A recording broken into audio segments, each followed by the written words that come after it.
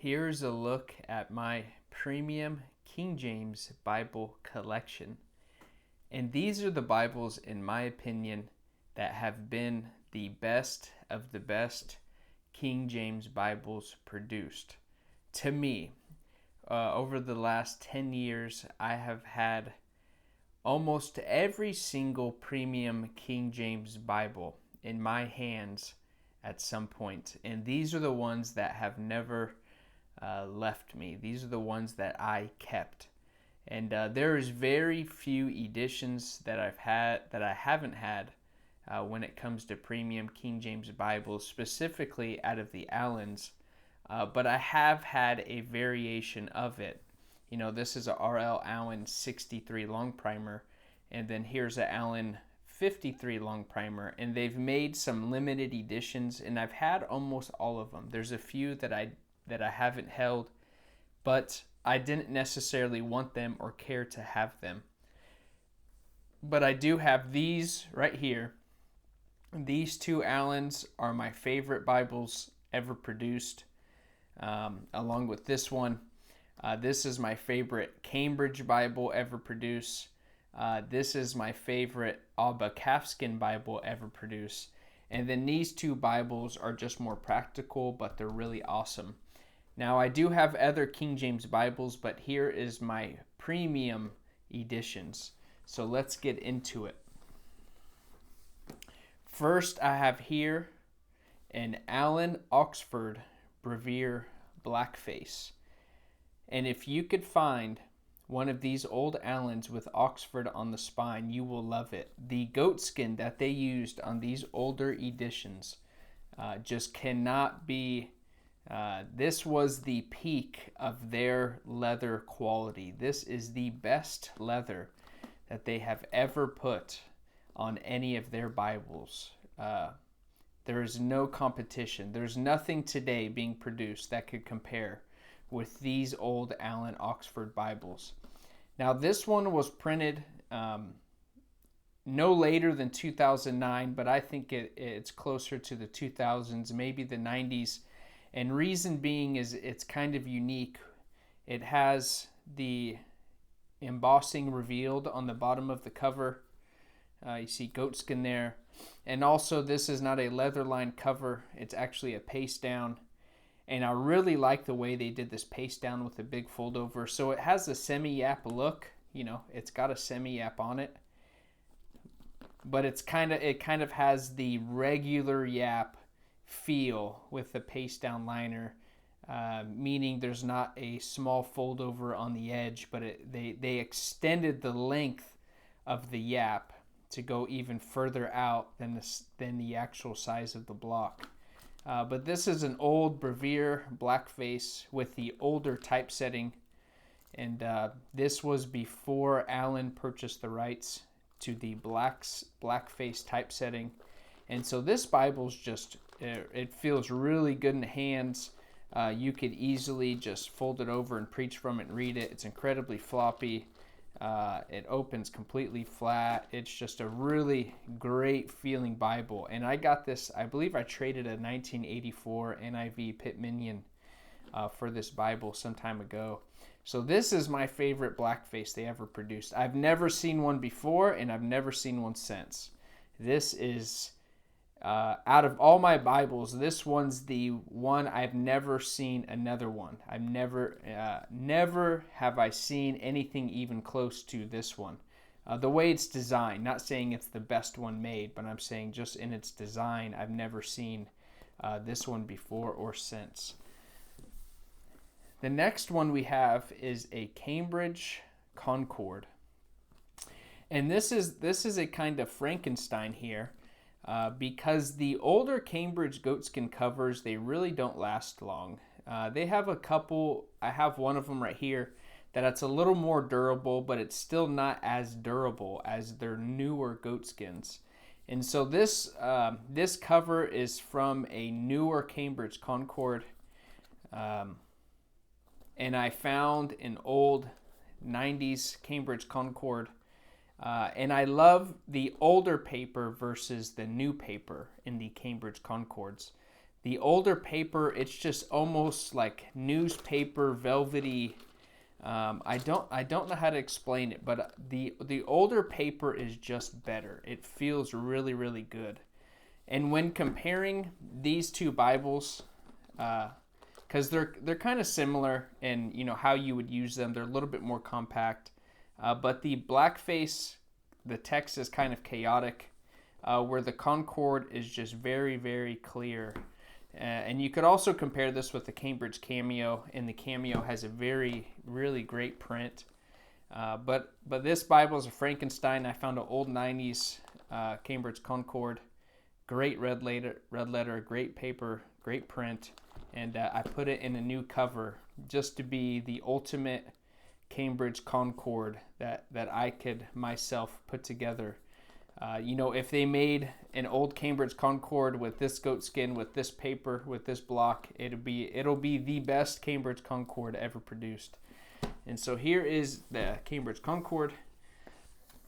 Now we'll move on to the R.L. Allan 53.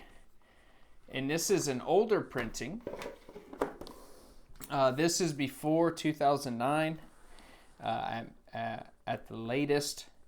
Allan Oxford, but I think this is probably 2005 to 2007 or something like that. Again, if you could find these old Allans with Oxford on the spine, these are the best made Allans ever produced. Their goat skins on these old covers are unmatched. This is the peak of the R.L. Allan Bible days. Man, I love these old Allan Oxfords. If you could find old Oxfords that have this leather, it's just really hard to find. It's got natural goat skin on the interior, no gilt lines. The paper's not necessarily the best. And if I was going to compare this to a long primer today, the block is like the 43, and they called it the 53 thin line, I believe. But this has thinner paper. Just incredibly floppy. And this Bible right here, my mother purchased for me in 2017 for my birthday, and she passed away last year, so this Bible is certainly of sentimental value. And for me, this right here is just the peak of the R.L. Allan Bibles. So the next one we'll look at here is a Cambridge Turquoise. But it's called a presentation reference, which is the same thing. It is a Cambridge Turquoise. And this Bible, for a while there, the Cambridge Turquoise was out of print.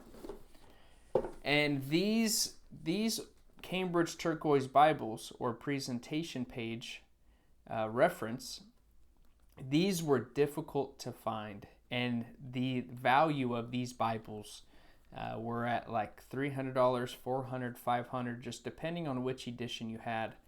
And but then they re-released the Cambridge Turquoise with their goatskin offerings, and you could still buy a Cambridge Turquoise. But this Bible, having this older style box and having this cover on it with the goatskin leather and the single gilt line.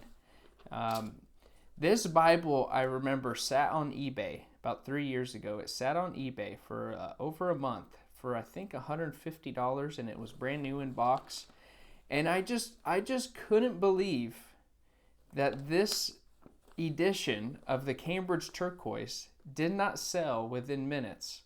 And so, man, I let it sit there because me personally, I do not buy premium Bibles. Even though you're seeing me show you all these premium editions, I think this one is, I spent $150 on this one, $150 on that one.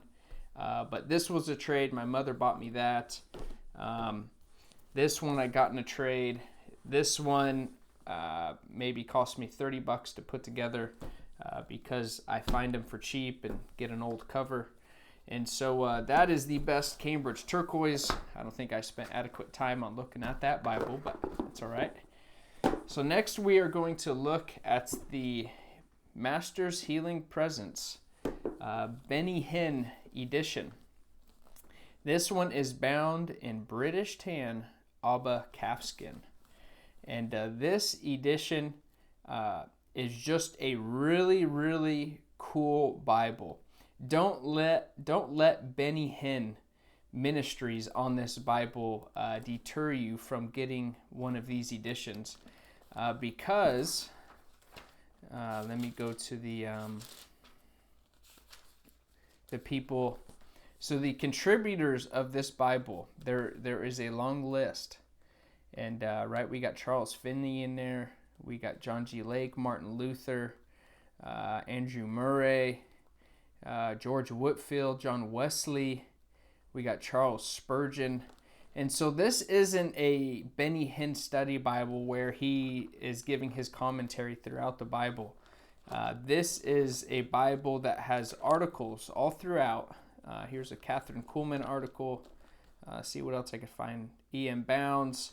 So these articles that are here in this Bible, Smith Wigglesworth, they are from books. And they give the references to all the books in the back of where they took these articles out of. And it also comes with color coded, so you could either take it or leave it. I think it's helpful. You just use the Bible for what it is. It's a helps Bible. There's a Charles Spurgeon article. And what's cool about it is the verse reference, Job 42, 5 and 6. So here's an article that Charles Spurgeon wrote concerning this verse, and it's in here. So this Bible's actually really, really cool. I mean, this Bible's has blessed me many times as I would use it. And if you get the bonded leather, genuine leather edition of the Master's Healing Presence, it's going to be a glued spine binding. And so only this Abba Calfskin edition has sewn binding and has better paper. It has the French milled paper in it. And so our last edition here is the R.L. Allan 63 long primer in brown Highland goatskin. And this is the last this edition. And man, I wish I could get further out here. This is a bigger Bible. But look at that, just awesome leather, awesome grain. But this is just a really, really cool R.L. Allan. This is the last awesome R.L. Allan Bibles, in my opinion. After this, their quality of leather, for whatever reason, we don't know what's going on with their binderies or why they made a switch, why Chance stopped doing Bibles for them. I don't know. So they still make great Bibles. But if I'm going to give my opinion on when was their best years, this was the last great year. And I believe this might be a 2009.